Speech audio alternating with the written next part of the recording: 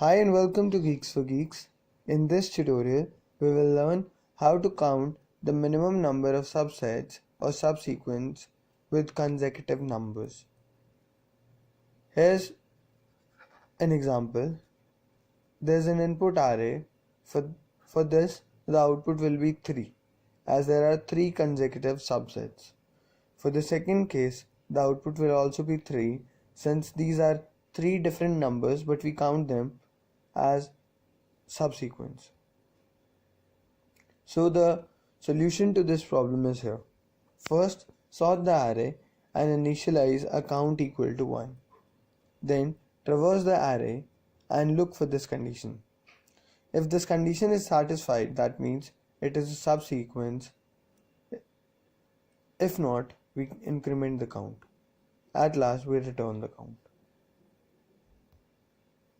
Let's look at the same example with the help of code. First, we sort the array like this. Then, we iterate through the array and check for consecutive subsequence and count and increment the count accordingly. We can see that in this case, the output should be 3. The time complexity for this problem is O of n log n, that is the time required to sort the array. So this brings us to the end of this video tutorial. Thank you for watching. Please leave us your likes and comments in the comment section.